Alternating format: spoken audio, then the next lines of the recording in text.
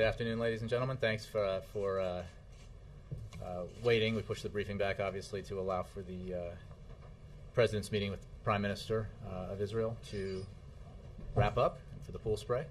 I don't have any announcements, but I will begin with questions. Thank you.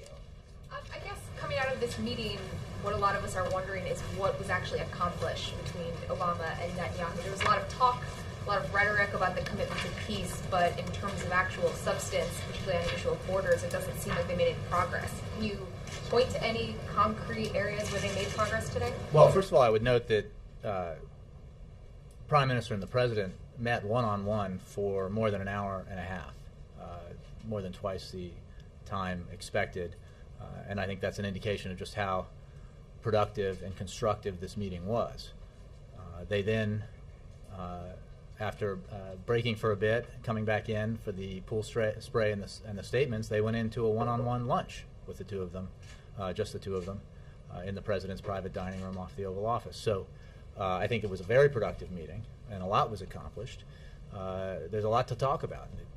Dramatic change in the Middle East and North Africa, the President's speech yesterday, and all the issues that both the President and the Prime Minister discussed. So we feel it was a very useful and productive meeting. But on the issue of borders, I know the President didn't specifically bring this up in the pool spray, but Prime Minister Netanyahu did. He said that going back to the 67 borders is indefensible. How does that square up with what the President said yesterday? Well, I think what the President said yesterday was quite clear. The President said the borders of Israel and Palestine should be based on the 1967 lines with mutually agreed swaps so that secure and recognized borders are established for both states. That is a formulation that has been understood by parties to these negotiations and by anybody who's been a close observer of these negotiations in this region for years. He felt it was important to articulate that. The security issue here is recognized by the President, was recognized clearly by the President in his speech yesterday and again today in the Oval Office. He made clear that every state has a right to self-defense, that Israel must be able to defend itself by itself against any threat. He made clear that security provisions must also be robust enough to prevent a resurgence of terrorism, to stop the infiltration of weapons, and to provide effective border security. And I think that, again, anybody who knows this issue knows that this has been an understood starting point for resolving one of the four major issues between these two peoples, which is territory, for a long time. But I guess the question is then what is happening today on the U.S. You side? mean, did they resolve the the Palestinian-Israeli negotiations today? No. Is there progress being made to get the Israeli side to move closer to the U.S. position on the border issue? I think, again, there is nothing that the President said yesterday that contradicts the 2004 letters that were exchanged between President Bush and Prime Minister Sharon, or what Prime Minister Netanyahu said today in the Oval Office. The President said in his speech that a starting point for resolving the territorial issue is the 1967 lines with mutually agreed swaps and security for both nations.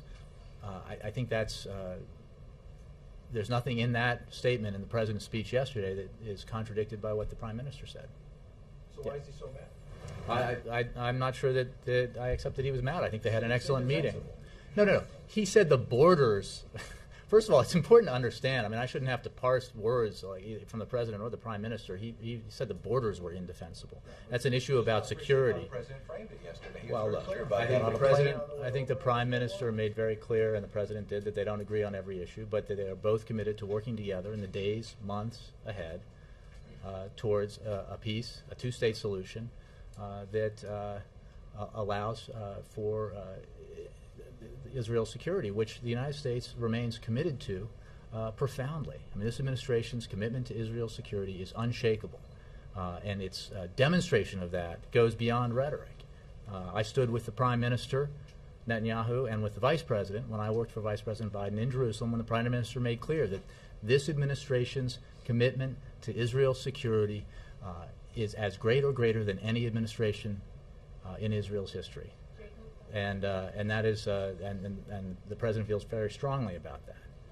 he also feels very strongly that we need to take constructive steps towards peace. Yes, Jake. Sorry. Sorry. I'm going to ask a non-Israel question. Fine. The IMF. You saw Secretary Geithner's comments about that today. Can you tell us if the Europeans are already floating a candidate? I don't have anything on candidates or personnel, and would refer you to whatever statement the Secretary of the Treasury might have made. Will that go for pretty much any IMF question? If it's about the next head of the IMF, probably. Let me switch to another thing then. Will Vice President Biden be holding talks next week with the deficit team? The Vice President will be resuming talks next week. I believe we have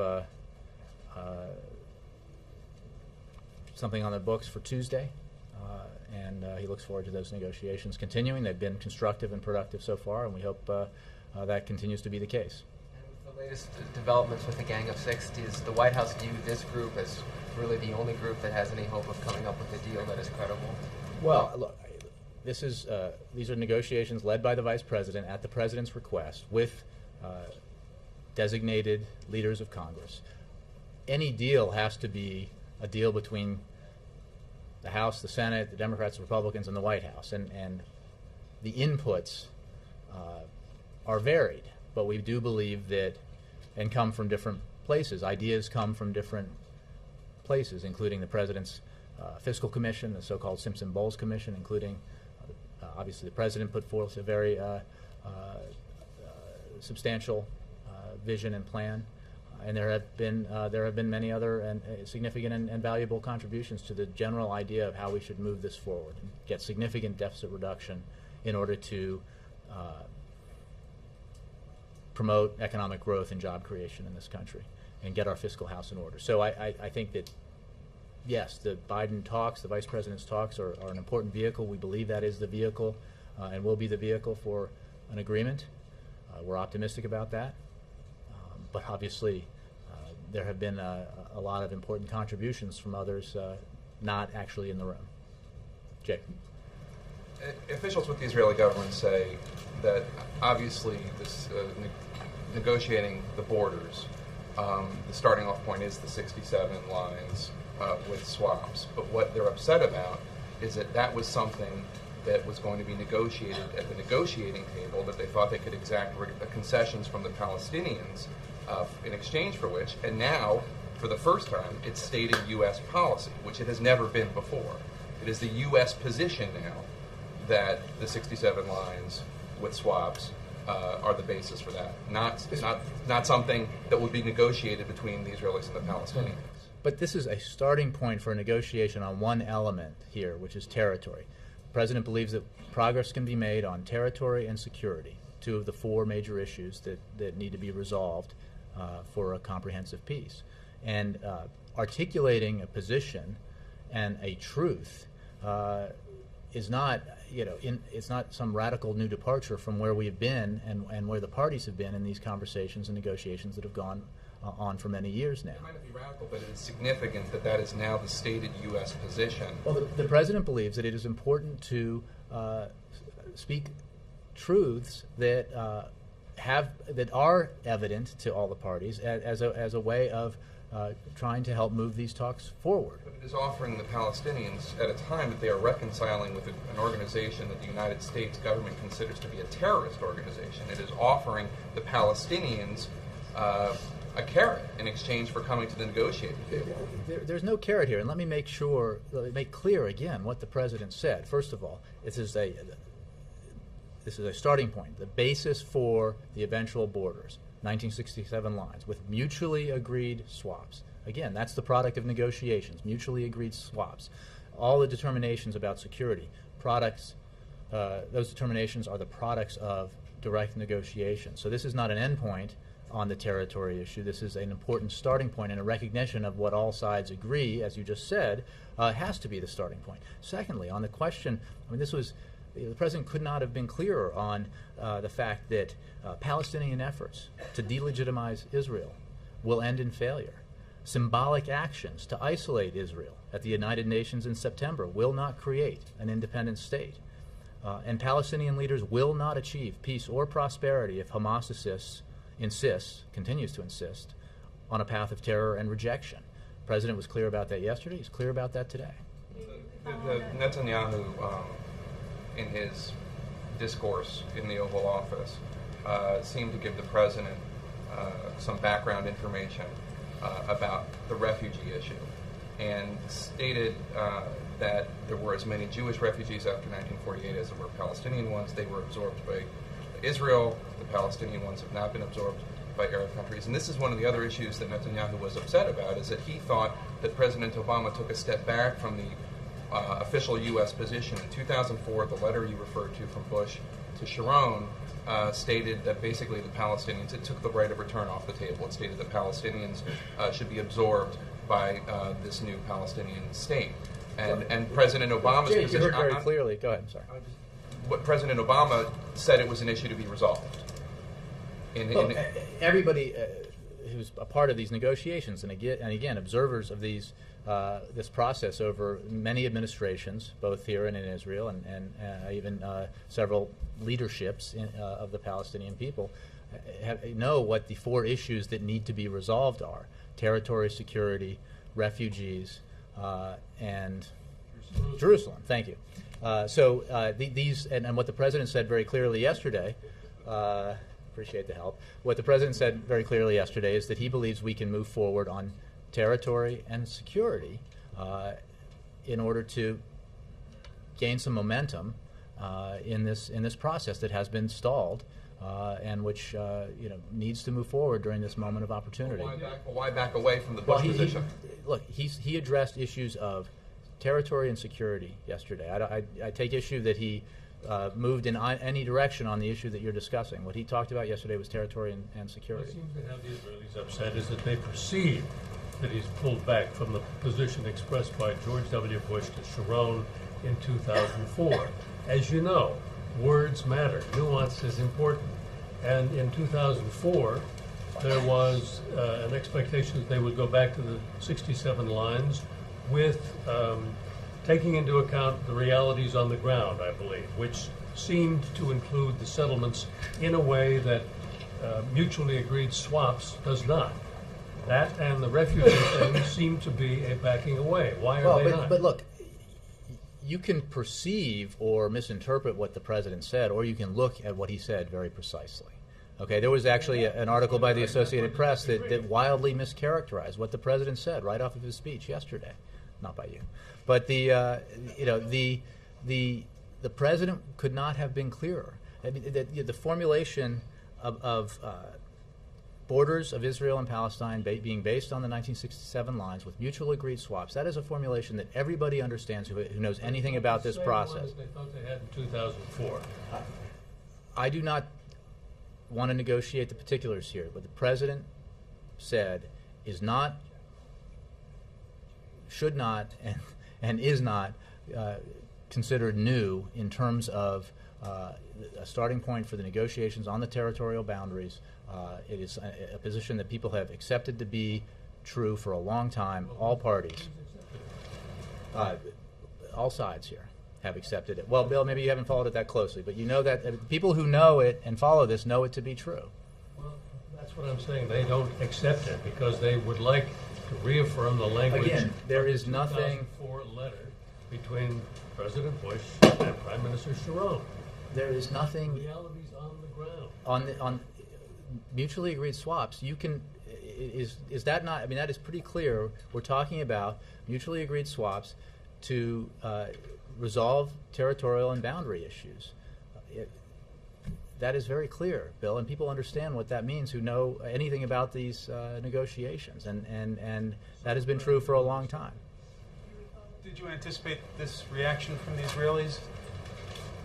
I think we just heard from the Prime Minister of Israel and the President of the United States in the Oval Office that they had a very constructive and useful conversation, an expression by the President on the fact that they've met 7 times and noted the significance of the relationship, which was symbolized by the Prime Minister speaking to Congress, and the incredible commitment that this administration, this country, has had and continues to have to Israel and to Israel's security.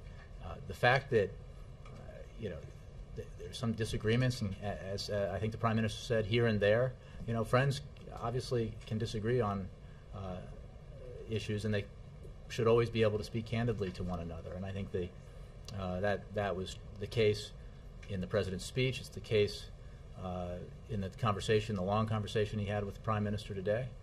And it was the case, and is the case, in the way that the President spoke to all parties in this particular process in his speech yesterday, and also to all peoples and countries in the region in his broader speech, which I remind you was about not just the Middle East peace process, but all of the historic change that we've seen in the region. I'm just wondering if there was a candid conversation before the speech where somebody from the U.S. side said, here's what he's going to lay out, and the Israeli side may have said, well, we're going to push back hard if that's what he says. We obviously notified and have constant consultations with our partners, including the Israelis, and consulted with the Israelis prior to the speech. Libya, War Powers Act, is there movement on that from your perspective? Will there be consultation with Congress? I know we're at a deadline on that. As you know, Mike, President has been in consultation with Congress on Libya from the beginning, and the President's actions have been and are consistent with the War Powers Resolution. We have said from the beginning that we would welcome an expression of support from Congress, in this case similar to the one that has been put forward, bipartisan one put forward by Senators McCain and Kerry and others.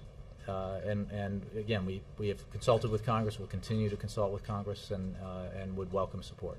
Is there a feeling, though, that he needs to ask authorization for continued operations? I would just say that the President has acted in a way that's been consistent with the War Powers Resolution, and would welcome an expression of support by Congress. Do you have a legal justification that you can share with us, to sort of that you guys have sought on this, just to make sure? As you know, I know you're not. I'm not aware, but can you and share look, something? there is. There has been a long debate about in this country about, and which we do not need to replicate here, because the amount, the stuff written about the War Powers Resolution over the years could fill this room, and none of it would be conclusive. We believe the President has acted consistent in a way that's consistent with the War Powers Resolution, and has consulted. He believes that consultation with Congress in matters like these is vital. And that's why he has consulted so regularly with Congress, and will continue to do so. And he's would welcome the support from Congress of the kind put forward in that resolution that I mentioned.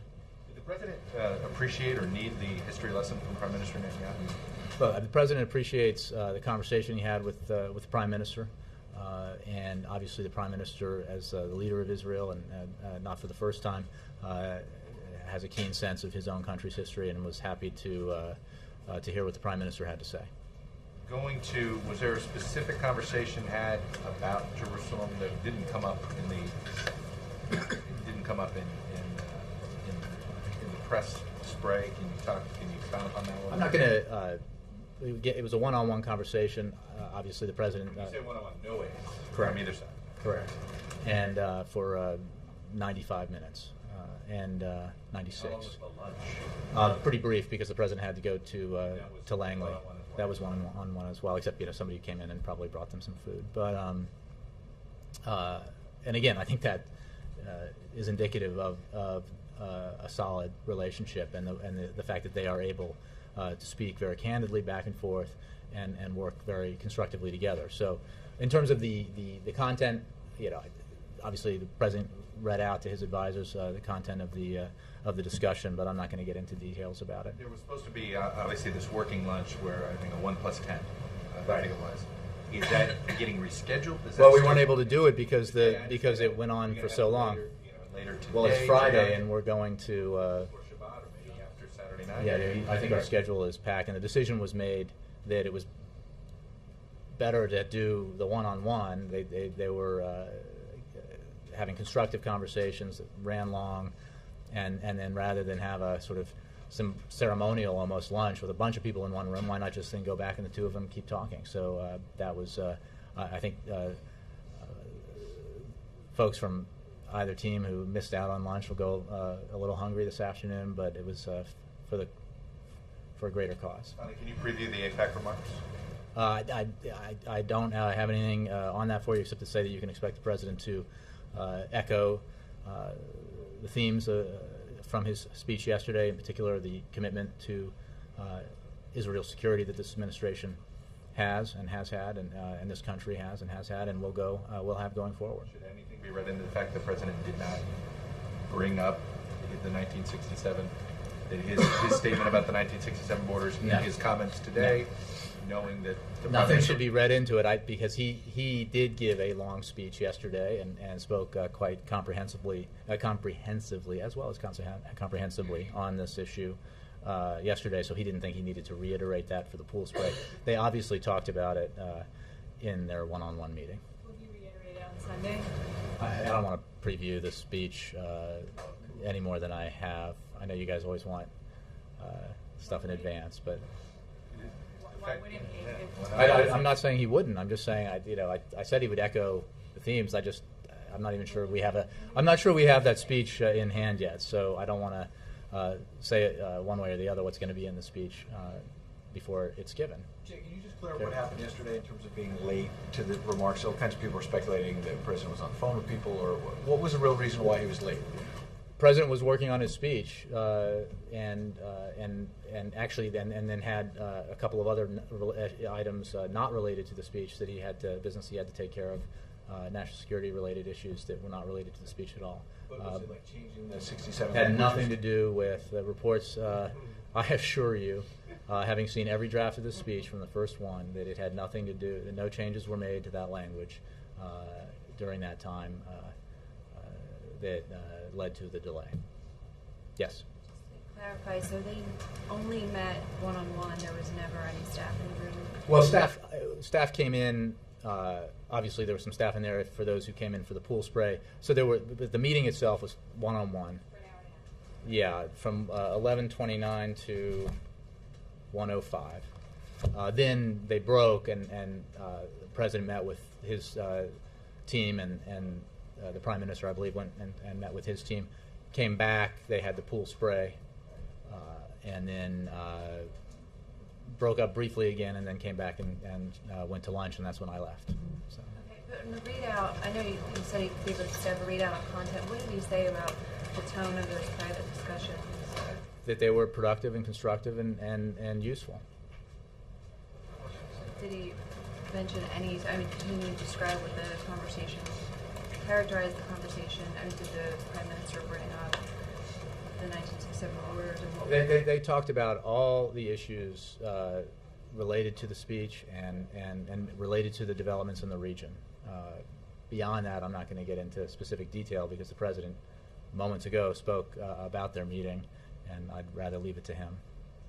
Yes. Sorry, one more thing. Can you just give us a sense of what's next on this topic for the president, for members of the administration? On the Middle East peace process, President administration wants and encourages both sides to return to direct negotiations. He made clear that Palestinians have to answer some very legitimate and serious questions about how they move forward with negotiations, given the reconciliation agreement they had, that the PA had with Hamas, and so that obviously is something that needs to be resolved. But he wants this process to move forward. He thinks that this is an important window, and that, as he said yesterday, there are this doesn't get easier as time goes on. This will not get easier for the Palestinians or the Israelis. It is in the interest of both parties to reach an agreement that can create a lasting peace and a two-state solution.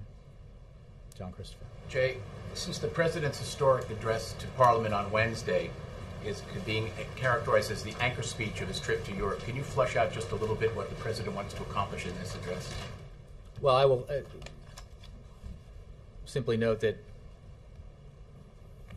the speech will echo what he wants to accomplish in the trip, which is to reaffirm the importance of our relations with our European allies, in particular with the state visit to the UK, the special relationship with the United Kingdom and the British people, talk about the cooperation we have on so many issues, including international economic issues, but also Afghanistan, Libya, in terms of foreign policy, and so many others. So that we have obviously the visit to Ireland, and he wants to obviously he'll get into that special that relationship that we have with Ireland and his personal history in Ireland, the fact that he has ancestry there, and then the UK, and then obviously on to France for the G8. He will he has asked, as you heard in the speech yesterday, that a focus of this discussion in part be about ways that we can work together to enhance economic development in Egypt and Tunisia, and then on to Poland, a very important and close ally in Poland. So he's very much looking forward to the trip. I don't have details for you beyond that on the speech to Parliament, although I know he's looking forward to it. Will the President be expressing his gratitude to the British people for their involvement over the last few years in some of the... Oh, I think you can count on that, yep. Yes. Has the President spoken with Abbas, or did he speak since the speech, or did he speak with him ahead of No, I have time? to take that. I'm not sure that he did. Obviously, we notified and consulted with the parties. I'm just not sure which individuals. I'm told he did not, but I'm sure that there were consultations. Just wondering if he's going to, at some point, in the near future, talk to Abbas about... I don't have any... Abbas had called the day before, had said the day before in the New York Times that he was going to the quest to go to the UN in September, and her statement... Well, I don't have anything for you in terms of possible calls. The President was going to say that is not the basis of Palestinian... Well, we've made that clear before, so I think I can get details in terms of our outreach specifically related to the speech, a lot of which was done, I think that morning. But I can get details specifically on that. But that position is something that we had stated before, that we do not believe that is the path that will achieve a Palestinian state. That the only way to do that is through direct negotiations. What's Yes, the consequence of Republican successful filibuster of Goodwin Liu? Well, it's a shame. There's no question. Mr. Liu is highly qualified, has a keen intellect and mainstream views, and obviously we regret that he was not confirmed and he didn't get the just simple up and down vote that we would have liked. But we made clear that that's what we wanted, and we regret that it didn't happen. So what happens now? In what sense? In the larger sense of judicial nominations and confirmations, and also specifically... Well, we're going to continue to work on other nominations. It's very important. It's obviously vital that open slots in our judiciary get filled, that open slots in this administration get filled, and so we work regularly with Congress to make that happen. Does it mean you have to nominate different kinds of judges or consult We, more in a different way? We work with Congress on this. We continue to do that. We believe that Goodwin Liu was a highly qualified candidate, that he should have been confirmed, but we continue to work with Congress on other nominations. Can I just let me work through Perry here, and then I'll go to you. Yeah. Well, Saudi Arabia not mentioned in the speech yesterday. The President mentioned a lot of countries. You will note that the countries he did mention in the speech have either gone through democratic transformations, Tunisia and Egypt, or are currently experiencing the kinds of upheaval that have been so historic in the past 6 months. So I think if you note, those are the nations that he talked about in his speech with regard to the region and the Arab Spring. Neither, you don't get brought up. It was a long speech, Chuck, and he spoke directly and in detail about a number of countries that are experiencing either positive transformation or are undergoing the kind of crackdown that we're seeing in Syria that we abhor and we've condemned, and that we've responded to with significant sanctions that we have ratcheted up as we continue to try to put pressure on the Syrian regime to cease the violence against its own people.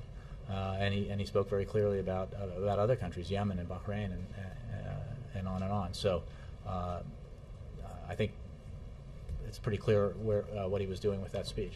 So I'm sorry, you wanted to follow on the. On the Lou Yeah.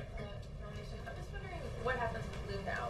I mean, are you guys going to keep pushing for him? Are you going to ramp up a campaign with Congress for him, or are you moving on? I think Senate's voted. I don't know of any plan to continue to press on that, but why don't you check with my office, and I'll see if I have anything else on that. Keith. The operative phrase in the 2004 letter is, "It is unrealistic to expect that the outcome of final status negotiations will be a full and complete return to the armistice lines of 1949, i.e. the 1967 borders." Does President Obama concur with that line? The president did not say that Israel should withdraw or that its borders should be the 1967 lines. He said that the borders should be based on the 67 lines with mutually agreed swaps. I'm just asking you if he And concurs. I made clear that No change. there is Does he nothing concur with that there is line? nothing the president said that about these the boundaries and the issues of the 67 lines that contradicts that. So he does concur with that line. There's nothing he said that contradicts it, Keith. Quickly, one more line that was out of there. A solution to the Palestinian refugee issue as part of any final status agreement will need to be found through the establishment of a Palestinian state and the settling of the Palestinian refugees there rather than in Israel. Does President Obama agree with that line in the 2004 letter? The president spoke very clearly and at length about this issue yesterday. He spoke specifically about two of the major four issues that continue to frustrate this process because they're difficult and they need resolution. I'm not going to characterize his position on issues that he did not discuss yesterday. I would just point you to his speech yesterday. I just did. I mean, I've mentioned two things in that letter. You Why are could having ask so much me trouble me 7 different things about what his position is. Why can't you just concur All I with the said previous was policy? Just say well, yes he or spoke no. at length about this, Keith, yesterday. Yes, Krista. Sorry, Krista. I'm a little bit confused by the notion that this is totally new to talk about the 67 lines with land swaps. I know that it's new that the president stated it, but as far as I knew, this was already the position of the administration before. The Secretary of State several times used the same language. So is this a new position of the administration, or is it the old position of the administration just stated newly by the president? Well, I think I've made pretty clear that this is a position that's been recognized by all parties to these negotiations for a long time, that any territorial resolution would be based on the 67 lines. That's a position that was understood by all parties for a number of years now, including, obviously, the United States, this administration, but predating this administration. Christy. On that question, can you just walk us through it a little bit? When did the president first start talking about actually stating the territory point? In terms of the speech, I mean, just like the idea of saying it himself and bringing it out into the open and moving it to a starting point. I'm not going to sort of give you a tick-tock of internal negotiations in terms of our policy positions and pronouncements that the president makes. I mean, he made his speech. It was a significant speech. Can you say when he actually decided no. that he would do so? No, I don't know that I can. Do you know, or you just can't say? I don't know that I can. But wait a second. On the question of the changes in the last half hour, can you characterize? I mean, it's pretty unusual for the president to deliver a speech late because he's making changes to it. Can you say anything about? I covered a number of presidents. I would say that is not unusual. It is. Look, I'm not going to get into the details. But because there was a false report about where the edits were coming, and they were not on the issue that we've discussed. There were also other issues that had nothing to do with the speech that intervened that made him a little late. But again, by the standards of presidencies I've covered, this was not terribly late. Jay, can I ask a Victoria. question, Jay? How frustrated is the president that out of a 45-minute speech, here in the U.S. we're focused almost exclusively on pretty much one phrase, which is less than 10 seconds, which is 1967 borders, and we're talking almost not at all about 44 minutes and 50 seconds that he spoke on? Well, I'm frustrated. I don't know. No, I think obviously he knows that this is an important issue, and we obviously had the Prime Minister of Israel visit the White House today, and the Prime Minister staying for a number of days at the Blair House. again, evidence of the significance of the relationship. Not at all. Not at all. Look, the president made some very important statements about U.S. policy toward a region that is going through historic transformation, and I think that speech was heard around the world, as well, importantly, in the region itself. And he will, I'm sure he will talk about his position on these issues again in the future. But you are right to note that the speech was about much more than just the Middle East peace process. But he did put it within the context of a broader opportunity here, a window of opportunity, because of the historic changes we've seen. Thank you. Since the president believes that Israel should give back any land that it won in battle, why doesn't he believe that we too should give back land that we won in battle with Mexico? Lester, I've gone over many times what the president said, and he certainly didn't say that. I just wanted to know why. Connie. Would the president accept militarized assistant U.S. troops on the border if there is a border back to the 1967 line? You're talking about a hypothetical way beyond where we are now. Yes, sir. It's about colleague's question.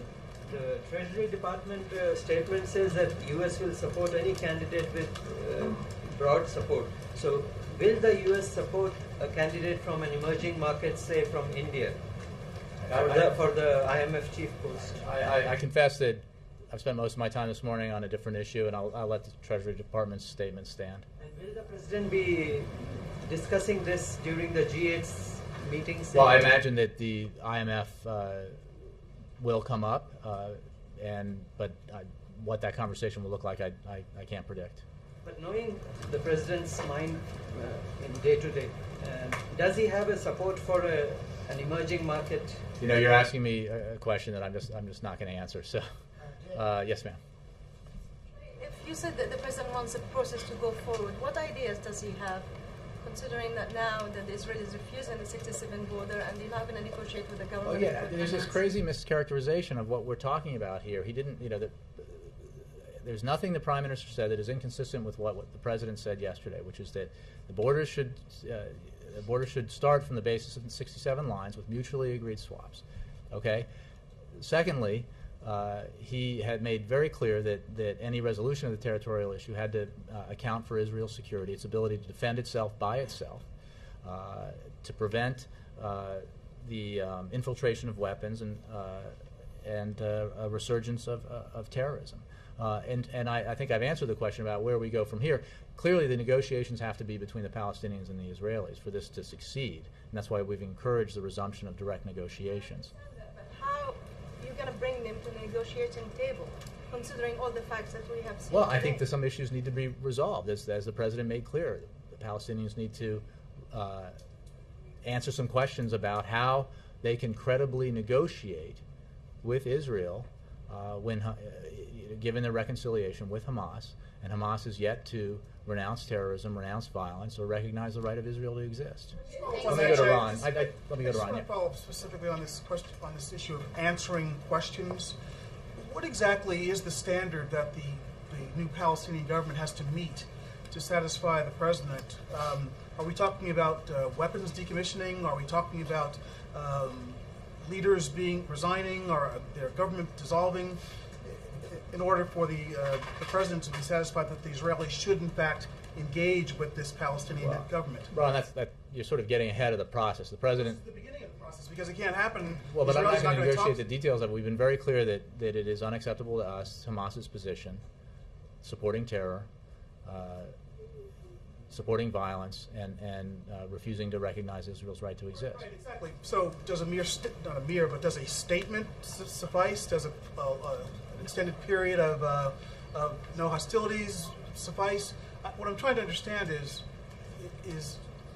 what do they have to do to prove that, in fact? Well, let me step back a little bit. We are again a little ahead of ourselves, because while we are still monitoring the developments related to this reconciliation, what it means in terms of Palestinian leadership.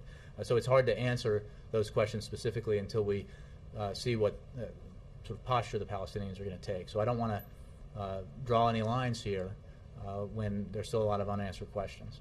let me, Stephen, yeah. So are you saying that the Israelis are I not did already. properly While you were gone, or yeah. fully characterizing the president's position? Because I didn't hear the Prime Minister talk about land swaps. He just talked about the 1967 borders. He seemed to be, by that logic, he's reacting to something the president didn't say.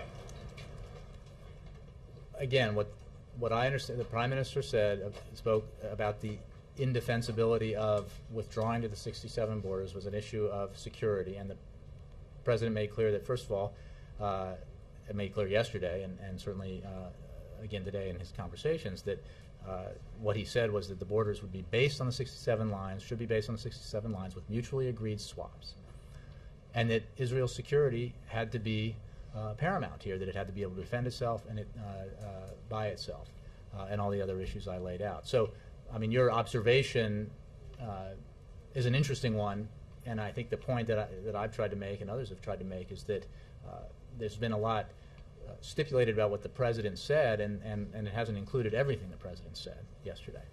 Thanks, Jay. Let me do the last one. Let me go all the way in back. I haven't hit the back row in a while. Yes, sir. What several people seem to have hit on is that while the 1967 borders with land swaps is not new criteria for the negotiations, that the transparency with which a sitting president laid it out for the world to see was new, and the transparency with which he laid out so many of the negotiating criteria that have previously been so esoteric in a lot of these negotiating procedures, that is what's new. So what then is the strategic advantage, according to the president, for laying this all out for the world to see? I mean, there must be some reason why. Because he believes that it will help the process move forward. How? Well, because I think it's important to speak truths that everybody understands, and that create a framework around which very tough negotiations can take place on the issue of territory. So has the closure of the negotiation process and the criteria been part of the reason it hasn't been successful yet? Well, look, this has been a process that has that preceded this administration and has been a challenge to successive administrations as well as leaders of the parties here. And I think that the president's very interested in trying to find a way to move forward. He understands that this is a hard issue, and that's why it has been so hard to resolve. But the speech he gave yesterday, the section of the speech on this issue, was all about his desire to try to move the process forward. Thanks, guys. Can I follow up on Chuck's question about the War Powers Act? Because I don't understand how the U.S. is behaving in a way that's consistent with the War Powers Act. I spoke at length about this when you were out of the room. The president, Didn't say anything. And 60 days expires today from congressional authorization, notification. 60 days expires today. So how is this consistent? The president believes that he has acted and has acted consistent with the War Powers Resolution. We can have a debate which could spend the afternoon, and there's volumes and volumes written about the application and issues involving the War Powers Resolution. I'm not going to do that from here. The president looks forward to, would welcome support from Congress on this issue, and that's all I'm going to say about it. So why did Thank the you. Deputy Secretary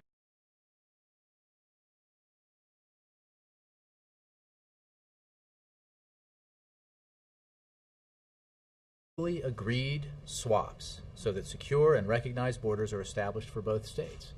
That is a formulation that has been understood by parties to these negotiations and by anybody who's been a close observer of these negotiations in this region for years.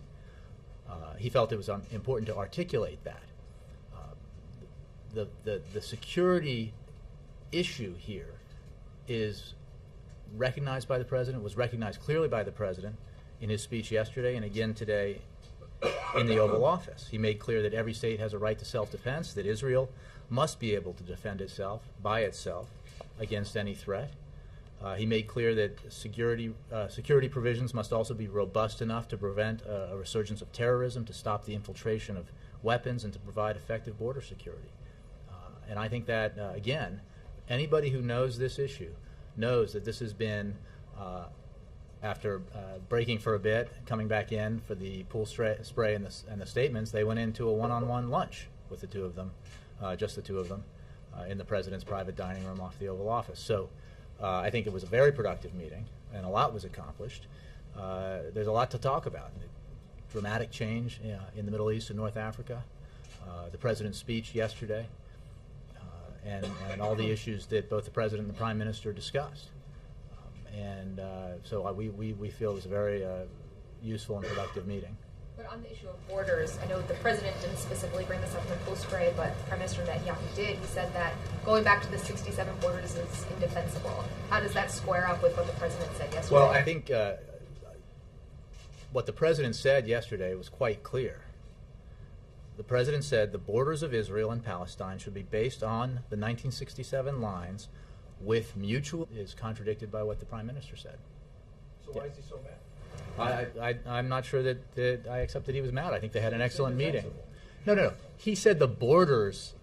First of all, it's important to understand. I mean, I shouldn't have to parse words from the president or the prime minister. He said the borders were indefensible. That's an issue about security. The president framed it yesterday. He was Well, very look, clear about I that think on the the plane. president, I think the prime minister made very clear, and the president did, that they don't agree on every issue, but that they are both committed to working together in the days, months ahead towards a peace, a two-state solution that allows for Israel's security, which the United States remains committed to profoundly. I mean, this administration's commitment to Israel's security is unshakable, and its demonstration of that goes beyond rhetoric.